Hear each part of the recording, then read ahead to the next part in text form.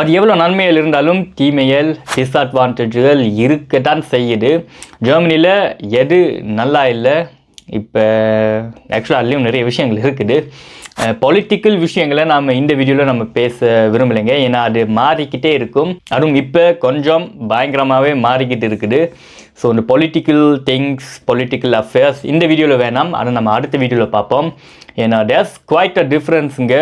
ஒரு 10 வருஷத்துக்கு முன்னாலேயும் இருந்த பாலிட்டிக்ஸ், இப்போ இருக்கிற பாலிட்டிக்ஸ் அதிரடி மாற்ற மாதிரி தான் இருக்குது. பட் அது வேறு வீடியோவில் நம்ம பார்த்துப்போம். கட்சியே மாறுற அளவுக்கு நிற்குது. ஸோ அதை விடுவோம். ஸோ இந்த டிஸ்அட்வான்டேஜ்னு சொல்லவும் மேலாடுங்க. ஏன்னா ஒரு பேரியர் மாதிரி ஒரு சேலஞ்ச் இங்கே ஜெர்மனியில் வாழ்கிறதுக்கு இருக்கிறதுக்கு என்னென்னு பார்த்தீங்கன்னா, நம்பர் 1 சேலஞ்ச் கண்டிப்பாக நிறைய பேர் ஆல்ரெடி இதை ஸ்ட்ரெஸ் பண்ணி சொல்லியிருக்காங்க, மொழி, ஜெர்மன் மொழி. ஐ திங்க் உலகத்துலேயே ஒன் ஆஃப் த ஹார்டஸ்ட், ரொம்பவே கடினமான லாங்குவேஜ்னு பார்த்தீங்கன்னா ஜெர்மன் மொழி தான். ஏன்னா அவங்க எல்லாத்துக்குமே புது புது ரூல்ஸ் வச்சுருக்காங்க and the words completely different. இப்போ பார்த்தீங்கன்னா இந்த லாட்டின், ஸ்பெயின், ஃப்ரான்ஸ் மொழிகளில் சிமிலாரிட்டிஸ் இருக்கும். இட்டாலி மொழிலையும் எல்லாத்துலேயுமே ஒரு சிமிலாரிட்டி இருக்கும். ஏன்னா அவங்க அந்த சொந்தக்கார லாங்குவேஜ் மாதிரி தான். இப்போ தமிழ், மலையாளம், தெலுங்கு அந்த மாதிரி தான் அந்த லாங்குவேஜ்.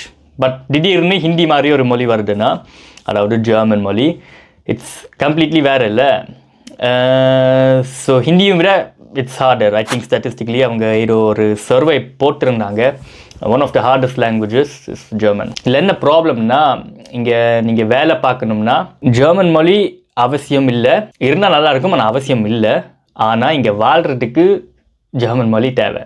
அது ஏன்னு பார்த்தீங்கன்னா, இப்போ இந்த நியூயார்க், பாரிஸ், இல்லைன்னா வேறு என்ன சிங்கப்பூர், கோலாலம்பூர் மாதிரி அந்த அளவுக்கு international in terms of living standard, living style Germany இன்னும் இல்லை. இங்கே லோக்கல் கடைக்காரனுக்கு இங்கிலீஷ் சுத்தமாகவே தெரியாது. அதே மாதிரி நீங்கள் சில கவர்மெண்ட் இன்ஸ்டிடியூஷன்ஸ்லேயும் அவங்களுக்கு இங்கிலீஷ் சுத்தமாகவே தெரியாது. ஸோ இங்கே அந்த ஜெர்மன், புரோக்கன் ஜெர்மனோட தான் அவங்க கஷ்டப்பட்டு அரைவாசி புரியாமல் அரைவாசி புரிஞ்சுக்கிட்டு அவங்க பேசிக்கிட்டு இருக்கணும். ஸோ அது ஒரு டஃப் சேலஞ்சுங்க. Who's Dravid? Here.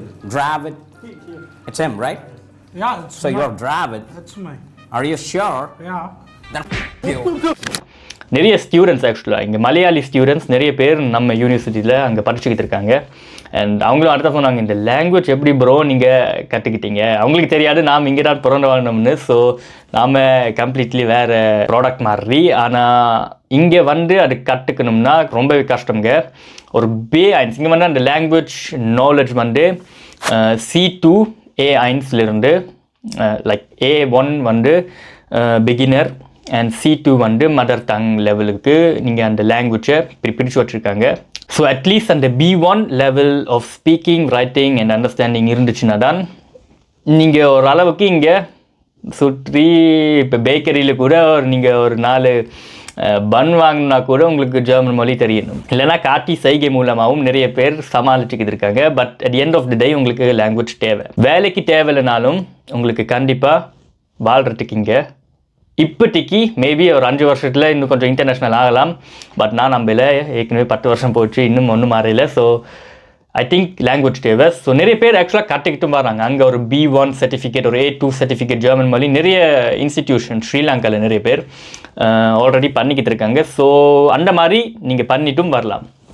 ஒரு ஹெல்ப்பாக இருக்கும், கண்டிப்பாக ஒரு ஹெல்ப்பாக இருக்கும். இன்னொரு டிஃப்ரென்ஸ் பார்த்தீங்கன்னா இந்த கலாச்சார வேறுபாடுகள். இங்கே வந்து எக்ஸாம்பிளுக்கு இந்த ஜெர்மன்ஸ் வந்து நேரடியாக டைரக்ட் ஸ்பீச்சாக அவங்க உங்களுக்கு பதில் அளிப்பாங்க. ஸோ நிறைய பேர் எஸ்பெஷலி இப்போ இந்த மலையாளி ஸ்டூடெண்ட்ஸுக்கு நம்ம பேசியிருந்தோம் அவங்களுடைய லைஃப் ஸ்டைல் எப்படி போகுது, ஸ்டார்டிங் ட்ரபிள்ஸ் அந்த மாதிரின்னு. இந்த டைரக்ட் ஸ்பீச் வந்து அவங்களுக்கு மனசுக்கு ஒரு மாதிரியாக இருந்துச்சு. ஏன்னா அவங்க பழக்கப்பட்டதில்லை. இந்தியா, ஸ்ரீலங்காவில் பார்த்தீங்கன்னா நம்மளுடைய தமிழ் லாங்குவேஜில் அந்த ஆல்ரெடி அந்த மரியாதை இருக்குது. அந்த மரியாதை எக்ஸாம்பிளுக்கு அந்த எப்படி சொல்கிறது, இட்ஸ் அ ஃப்ரெண்ட்லி லாங்குவேஜ் டேர்ம்ஸ்னு இருக்குல்ல, அதாவது நீன்னு சொல்லாமல் நீங்கள் அண்ட் அந்த மாதிரி ரெஸ்பெக்டிவலான டோன் வந்து இந்த தமிழ் லாங்குவேஜில் ரொம்பவே அழகாகவே நிறைய வார்த்தைகளே வச்சுருக்காங்க. So same goes to any other south Indian language.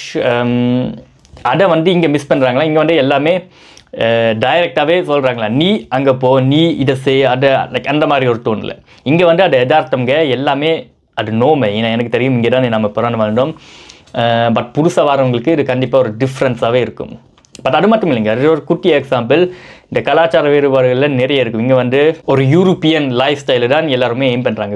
Like western people எப்படி இருப்பாங்களோ அதே மாதிரி தான் இங்கேயும் இருப்பாங்க. அவங்க ஏஷியாவிலேருந்து வந்து இது ஒரு கல்ச்சர் ஷாக் மாதிரி தான் கண்டிப்பாக இருக்கும். இதனால தான் நிறைய பேருக்கு இன்னொரு சேலஞ்சுங்க, இந்த வீடு நினைவுகள் இருக்குல்ல, ஹோம் சிக். நிறைய பேர் ஒரு மாதத்துலேயே ஒரு 3 லைக் வீக்ஸ், ஈவன் 3 வாரத்துலேயே அவங்களுக்கு ஹோம் சிக் ஆகி ஃபீல் பண்ண ஆரம்பிச்சுருவாங்க. அங்கே இருந்துருக்கலாமே நம்ம ஊரில், என்னத்துக்குடா இங்கே வந்து மாட்டிக்கிட்டோம். அதுவும் வெதர் இருக்குல்ல, கம்ப்ளீட்டாக வேறங்க. இங்கே அந்த 4 பருவநிலம் இருக்குது. ஸோ இந்த இலை உதிர்காலம், இலை துளிர்காலம், வின்டர், சம்மர் சீசன், கோடை காலம்னு சொல்லி 4ஆக பிரிச்சுருக்காங்க. இந்த வின்டர் இருக்குல்ல, ஐயோ தாங்க முடியல. இப்போ நம்ம வின்டரில் தான் இருக்கிறோம், டிசம்பர் டைம். குளிருது, பயங்கரமாக குளிருது. ஹீட்டர் எல்லாம் ஆன் பண்ணிட்டு தான் நம்ம வீட்டுக்குள்ளேயே இருக்கிறோம். ஸோ அது ஒரு பயங்கர டிஃப்ரென்ஸுங்க.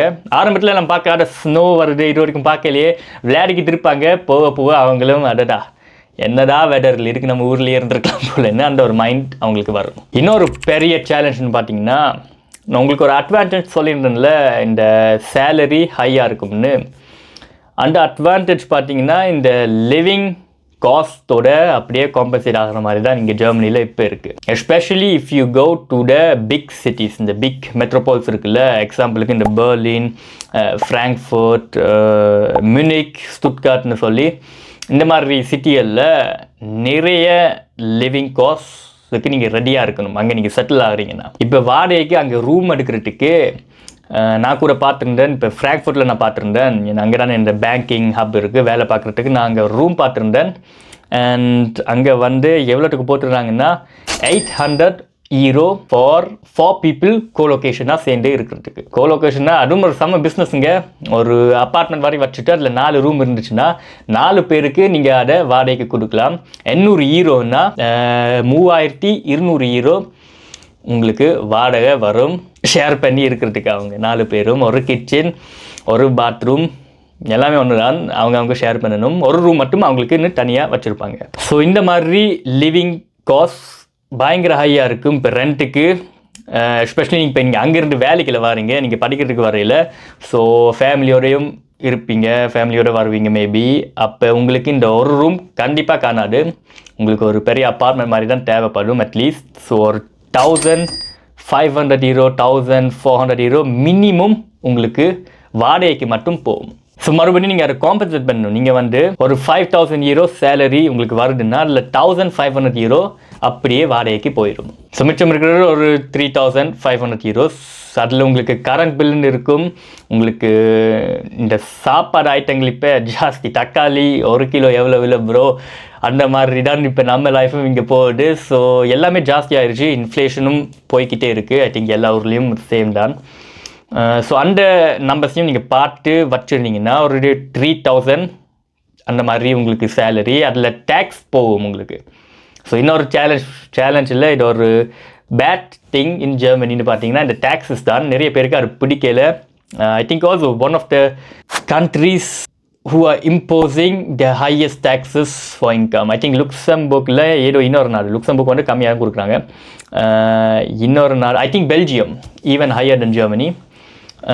பட் இங்கே ஜெர்மனியில் 42% டேக்ஸ், 42% டேக்ஸ் உங்களுடைய இன்கமில் அவங்க எடுத்துப்பாங்க. ஸோ அந்த இன்சூரன்ஸ் சொல்லியிருந்தேன்ல, அந்த மெடிக்கல் இன்சூரன்ஸுக்கு அந்த டேக்ஸஸுக்குள்ளே தான் அந்த ரேட் இருக்குது. So it's included.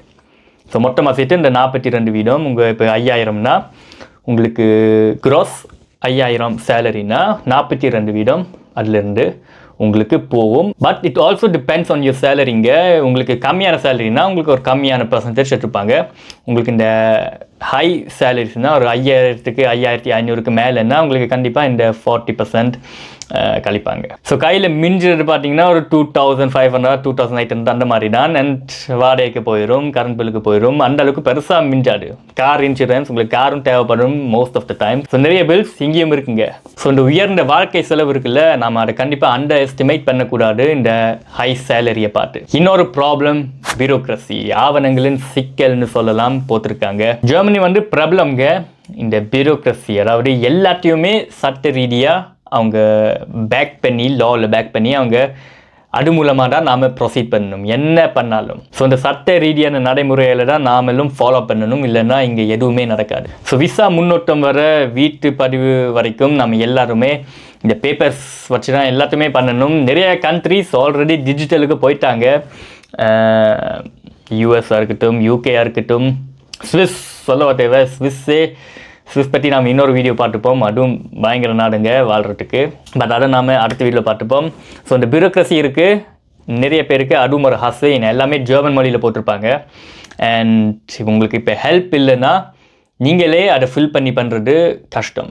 ஏன் நாம் படித்தவங்களே இப்போ அதாவது இங்கே பிறந்த வாழ்ந்து மொழி எல்லாமே தெரியும்ல நமக்கு, நாமளே அதை வாசித்தோம்னா என்னடா அரைவாசி நமக்கு புரியல. நான் அந்த அளவுக்கு அவங்க அதை கஷ்டமாக ஃபார்முலேட் பண்ணி வச்சுருப்பாங்க.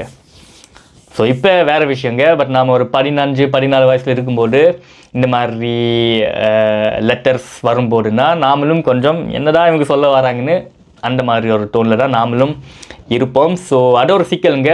ஸோ மொழியே தெரியாமல் அதை நீங்கள் சேலஞ்ச் பண்ணணும்னா உங்களுக்கு கண்டிப்பாக உதவி தேவை. ஏன்னா அவங்க அனுப்பிக்கிட்டே இருப்பாங்க, நீங்கள் எந்த வித ரிப்ளையும் அனுப்பலைன்னா அவ்வளோதான். நீங்கள் எங்களுக்கு எந்த வித ரிப்ளையும் தராதனால நீங்கள் இவ்வளோ கட்டணும்னு உங்களுக்கு ஃபைன் போடுவாங்க. ஸோ அது வேணாம். ஸோ கைஸ் நிறைய விஷயங்கள் ஆக்சுவலாக இன்னும் இருக்குது. பட் நாம் இந்த வீடியோவை அந்த அளவுக்கு லெங்க் ஆக்க வேணாம். ஒரு குட்டி brief introduction to living in Germany அந்த மாதிரி தான் உங்களுக்கு இப்போ போட்டிருக்கேன். ஸோ நீங்கள் எப்படி ரெடியாக இங்கே வர்றதுக்கு? ஏன்னா நிறைய பேர் ஆல்ரெடி கேட்டிருந்தீங்கல்ல ஜெர்மனியில் வேலை வாய்ப்புகள். ஸோ இப்படி தான் இங்கே வாழ்க்கை நடைமுறைகள் இருக்கும். இதுக்கப்புறமும் உங்களுக்கு ஐடியா இருந்துச்சுன்னா நீங்கள் கமெண்ட் பண்ணுங்கள். உங்களுக்கு ஏதாச்சும் கேள்விகள் குவெஸ்டன்ஸ் இருந்துச்சுன்னாவும் கமெண்ட் பண்ணுங்கள். கண்டிப்பாக நான் ரிப்ளை பண்ணுவேன். அதோட பண்ணலாங்க எல்லாத்தையுமே.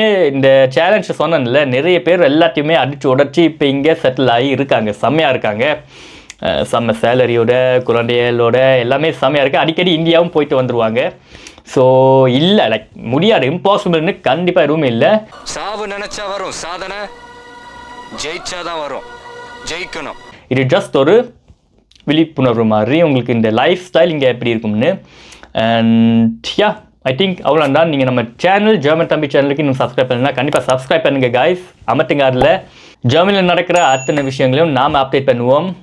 லைக் போடுங்க வீடியோக்கு. கேள்விகள் இருந்தால் காமெண்ட்ஸில் ட்ராப் பண்ணுங்கள், நான் உங்களுக்கு கண்டிப்பாக பதில் தருவேன். ஸோ யா அவ்வளோதான். பாய், டேக் கேர். அடுத்த வீடியோ சந்திப்போம்.